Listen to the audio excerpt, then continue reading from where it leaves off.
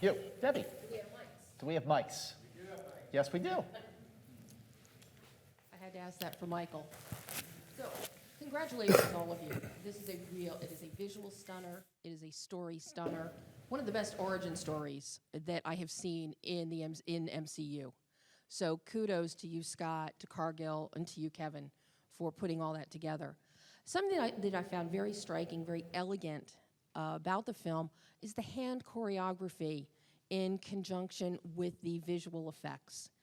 For the two Benedicts, Tilda and Mads, can you talk about that hand choreography and the elegance and the precision of it that was required in order to meld with the VFX?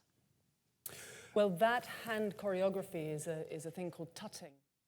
We had a proper master working with us for weeks, I would say. I mean, just as much as learning martial arts, we were learning how to tut with Jay Funk, who is somewhere here possibly, but if he's not, you should go on YouTube and look for Jay Funk, because he really knows how to do it. And he's got properly magic fingers, like, you know, not like our fingers, like real non-CGI fingers.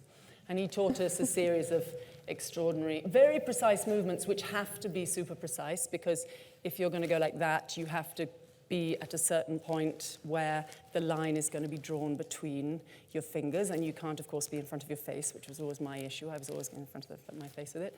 And then you have to be exactly the right width so that you're in the frame. And it was super precise and kind of hairy, but really good fun. And can we all do it now? Possibly not. Possibly not. I'm the lower league of hand. You're not up He didn't do very much. Yeah, he didn't have to do much, no. Not yet, maybe. It was really you. I need to practice in front of a mirror first. Yes, we need to practice in front of a mirror and Jay Funk, but yeah, it was a You're right about. It was a great she's right skill about to learn blocking that. her face. Though here's half of my direction to Tilda was her doing things like this and saying, "Great, Tilda, just lower, lower, so I can see your face. Lower, okay." But she was brilliant. I mean, she's being very humble about it. She was incredibly good at it, and also because she was instructing Strange at the same time. I mean, there was some quite heavy dialogue going on while she was, you know, drawing a mandala and punching energy and doing very delicate stuff. You did runes with brushes and all sorts of magic stuff. But it's such fun because you have these extraordinary visual effects directors saying, by the way, this is going to look like this, and they'll show you one shot and you'll go, it's going to look like that? And they say, yeah, trust us, it will. And then you kind of forget that. And then if you're lucky enough, as I have, to have seen the film and seen what they did with it, it's beyond anything they warned us it was going to be. And that's kind of why we look fairly relaxed about it, because we had no idea. I think if we'd known it was going to be so awesome, we would have been like this. Who's next? Right over here, front.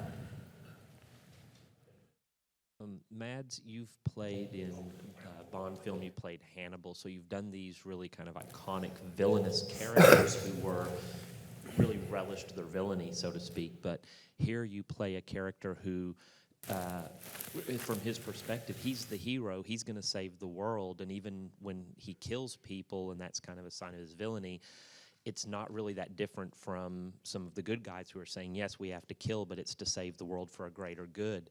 Can you talk a little bit about approaching a villainous role that, I mean, when you did it, did you kind of come into it just thinking, I'm going to play this character as the hero, as far as he thinks it's a story about him, like trying to save the world, the rest of them are the villains? Well, I always play all characters as a hero.